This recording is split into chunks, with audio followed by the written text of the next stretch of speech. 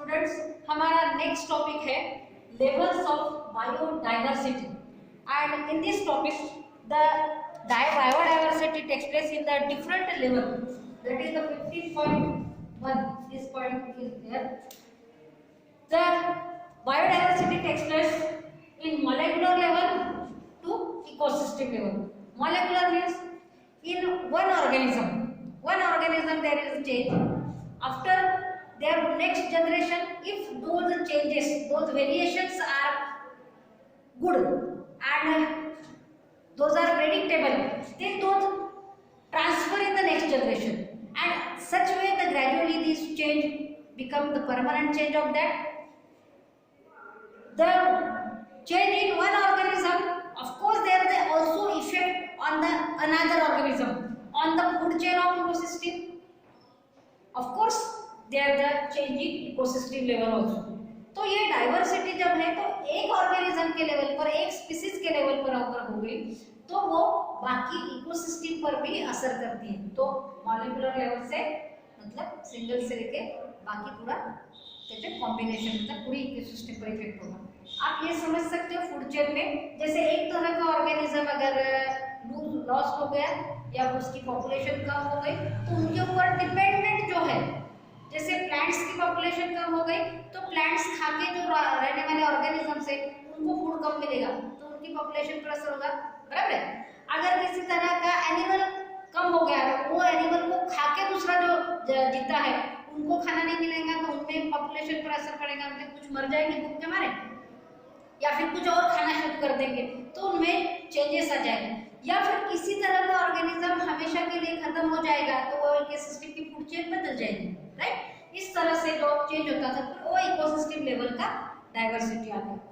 तो major hierarchical inter related, major में hierarchical means category wise from the larger categories to smaller categories based on species level or genus level up to this. Interrelated एक दूसरे से संबंधित levels कैसे, तो इसका देखो 3 लेवल्स पे उसका डाइवर्सिटी स्टडी किया जाता है.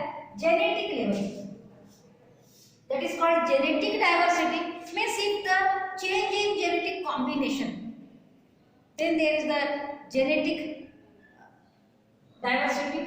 Here the genetic diversity takes place in one genus. Intraspecific, intra means के बीच में, तो स्पेसिफिक मतलब इंट्रास्पेसिफिक एक ही जीनस के स्पीसीज में होने वाला diversity difference, that is called intraspecific diversity.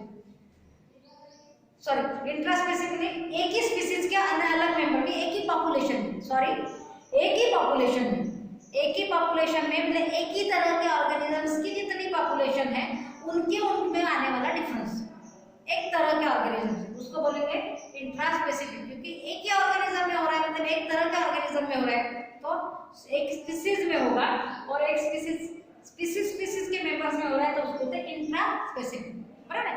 दो स्पीसीज के बीच में रहा है तो उसको इंटरस्पेसिफिक बोलेंगे. It is pave to way to evolution. ये एक तरह से इवोल्यूशन के लिए, नई स्पीसीज तैयार होने के लिए ये क्या है, रास्ता है, ये बेसिक है उसका. क्यों, ऐसे ही अगर कंटिन्यू होते जाएगा तो उस स्पीसीज से नई स्पीसीज तैयार होगी, पुराने तरह के स्पीसीज से नई तरह के स्पीसीज तैयार होगी. तो ये इवोल्यूशन का एक क्या है, फंडा है कि इवोल्यूशन को ये लीड करता है, इवोल्यूशन के लिए वो मदद करता है. Allow the best adopted to survive. और जब ये वेरिएशन आता है, मींस डिफरेंस आता है, मींस डाइवर्सिटी आती है, तो कौन सा डाइवर्शन मदद करता है, बेस्ट अडॉप्टेड. अगर गलत वेरिएशन आ गया तो एक तो वैसा का वैसा चलेगा या फिर उसके लिए नुकसान कर सकता है. लेकिन कंडीशन के अनुसार जो वेरिएशन, जो डिफरेंस गुड हो तो उसके वजह से क्या होता है, ऑर्गेनिज्म को जीने के लिए मदद होती है, उसके बचाव के लिए मदद होती है. इसलिए उसको कहते हैं best adopted to survive. Greater the diversity अगर ज्यादा है तो बेटर वुड बी सस्टेनेंस. जितनी डाइवर्सिटी होगी उस हिसाब से उसकी जीने की, उसके रहने की, उसके बचाव की, उसके स्टेबिलिटी की, उसके एस्टेब्लिशमेंट की चांसेस ज्यादा रहेंगे, बराबर है? क्योंकि वो अलग अलग कंडीशन में भी वो स्ट्रगल कर सकेगा, क्योंकि उसके मिले हुआ जो बेटर एडॉप्टेड वेरिएशन है, बेटर डिफरेंस है, वो उसको जीने के लिए मदद करता है, उसके बचाव के लिए मदद कर रहा है। तो अपने आप में वो वैरायटी नष्ट नहीं होगी, वो आगे कंटिन्यू होगी, सस्टेनेंस। वेरिएशन इन पोटेंसी, तो जब भी चेंज होता है तो हर जगह एक जैसा नहीं होगा, अकॉर्डिंग टू पोटेंसी, मतलब उसकी खुद की क्षमता। हर आदमी की सहनशीलता एक जैसी होती क्या? नहीं। हर घर के सभी भाई बहन है, एक ही कंडीशन में एक ही खाना खाते, एक ही तरह के माँ बाप से प्यार लेते, सेम उनको फैसिलिटी मिलने के बाद भी हर एक जन एक जैसा नहीं होता। उसकी खुद की भी एक क्षमता होती, उसकी पोटेंसी, उसमें कितनी एनर्जी, पोटेंशियल एनर्जी होती है ना अपने अंदर अगर जितनी एनर्जी है उतना अपन लोग उसको अपनी ताकत है उतना लगाएंगे। ताकत मतलब ये वाली ताकत है, समझ रहे? तो हर ऑर्गेनिज्म की अपनी पोटेंसी भी यहाँ पे काम करेगी। And concentration of active chemicals, और उनके बॉडी में जो मेटाबॉलिज्म होता है तब अलग अलग तरह के केमिकल्स तैयार होते हैं। हमारी बॉडी केमिकल से बनी है, उसको बायोकेमिकल्स बोलते हैं। हमारे बॉडी में एंजाइम सीक्रेट होते हैं, उन एंजाइम की वजह से हमारे मेटाबॉलिक प्रोसेसेस अच्छी तरह से और एक्सेलरेट होते हैं। हमारे बॉडी में जो हार्मोन सीक्रेट होते हैं, इसलिए हमारे बॉडी के अलग अलग ऑर्गन्स अच्छी तरह से काम कर सकते हैं, एक्टिव हो सकते हैं। इस तरह से ये जो अलग अलग एक्टिव केमिकल्स है उनका कॉन्सेंट्रेशन कितना है इस पर भी डिपेंड करता है कि उसमें कितने डाइवर्सिटी आएगी, और it helps for their survival and leads to evolution, बराबर है?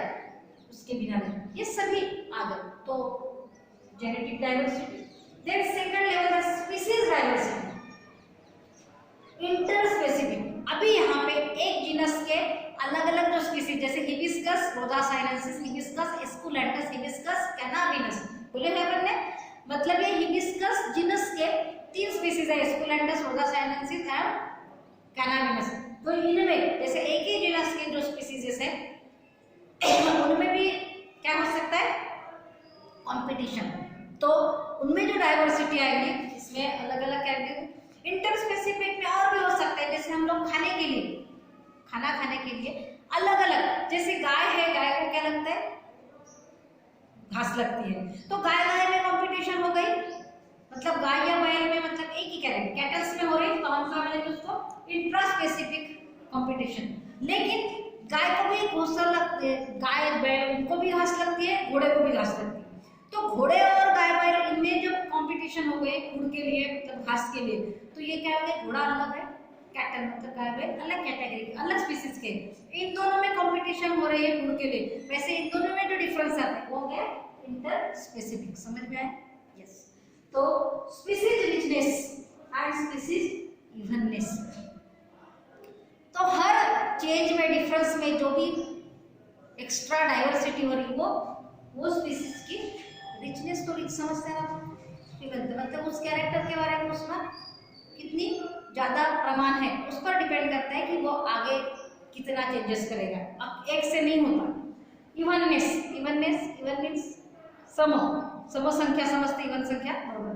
तो इवननेस में कितना सिमिलरिटी भी है, उनमें कितना कंटिन्यूएशन में भी है, नहीं तो कभी आ रही डाइवर्सिटी, कभी अलग ही दिख रहा है, कभी अलग ही दिख रहा है, किसी में अलग, ऐसा नहीं। तो उनमें पूरी स्पीशीज का अगर सोचेंगे तो वो स्पीशीज में कुछ कैरेक्टर्स को सब में आना शुरू हो जाता है, मतलब उनका स्ट्रगल जो है एक लेवल पे होता है, तो फिर पूरी स्पीशीज की स्पीशीज नए स्पीशीज में कन्वर्ट हो जाते हैं। पुराने भी कुछ लोग रहते, कुछ नए तैयार होते हैं।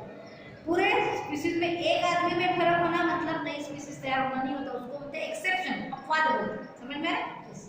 देन कुछ एग्जांपल्स दिए हैं, वो आपको वैसे के वैसे करना है, क्योंकि उसमें जितना जरूरी है उतना में समझाना है। Ecosystem diversity, ecosystem diversity, ecosystem बोले तो पूरा हैबिटेट, मतलब वो जहाँ पे रहते हैं वो जगह में ही डाइवर्सिटी आती है। किस वजह से?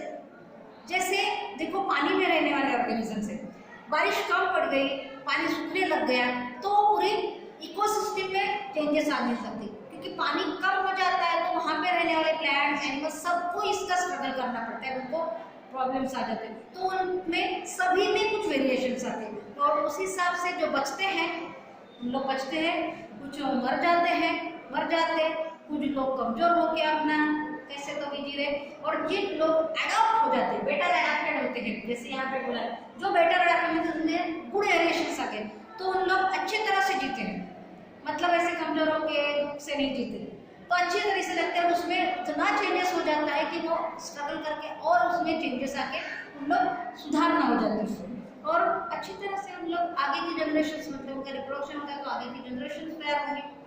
इस तरह से इकोसिस्टम में चेंजेस हो रहे हैं, तो इकोसिस्टम में चेंजेस हो रहे हैं वो पूरा इकोसिस्टम का क्लाइमेट बदलने की वजह से, इकोसिस्टम की अवेलेबिलिटी बढ़ने की वजह से, बारिश ना आने की वजह से वहाँ पे फूड अगर अवेलेबल नहीं हुआ, ऐसे अलग अलग रीजन, पूरे इकोसिस्टम में होने वाला चेंजेस तो अपन करेंगे इकोसिस्टम डायनामिक्स। इस इकोसिस्टम में मतलब हैबिटेट में, इकोसिस्टम में मतलब उनके हैबिटेट में होने वाला difference with in A given geographical area, particular area में होता है, सब में नहीं होगा। एक तालाब में हो रहा है तो सब तरफ होगा क्या? नहीं, कि जहाँ के एरिया में प्रॉब्लम आया, जहाँ के एरिया में चेंजेस हुआ वहीं पे होगा, सब तरफ नहीं, वो पर्टिकुलर ज्योग्राफिकल एरिया का प्रॉब्लम होता है। नाउ लेकिन अभी तक जो बताया वो नेचुरल प्रोसेस की ओर से बताया गया है कि ऐसे होता है। 3 तरह के लेवल पे डाइवर्सिटी, एक जेनेटिक लेवल पे, दूसरा स्पीसीज लेवल पे और तीसरा इकोसिस्टम लेवल पे डाइवर्सिटी होती है due to the natural processes. Earthquake हुआ, 12 मिनट, अर्थक्वेक हुआ, बारिश आई, फ्लड आया, या फिर और भी कुछ रीजन, सूखा पड़ गया, इस तरह से नेचुरल प्रोसेस पे आग लग गई अपने आप, इस वजह से हो सकता है। टेम्परेचर हाई हो गया, ठंडी बार कम पड़ गई, अलग अलग रीजन हो सकते हैं। लेकिन nowadays this diversity not only due to the natural processes but due to the human interference, human activities कैसे नाउ रैपिडली बीइंग मॉडिफाइड, मतलब diversity, nature rapidly being modified by modern man. Modern man को बोले, पुराने man क्यों नहीं? क्योंकि हमारे साथ विज्ञान है, हमारे साथ नॉलेज है, उस नॉलेज का अगर मिसयूज हो रहा है तो उससे मिसयूज होने की वजह से गलत परिणाम होगा। तो विज्ञान शाप है क्या? नहीं। इफ द यूज ऑफ विज्ञान, if the use of our facilities, all this with the balance, then there is no problem to the nature.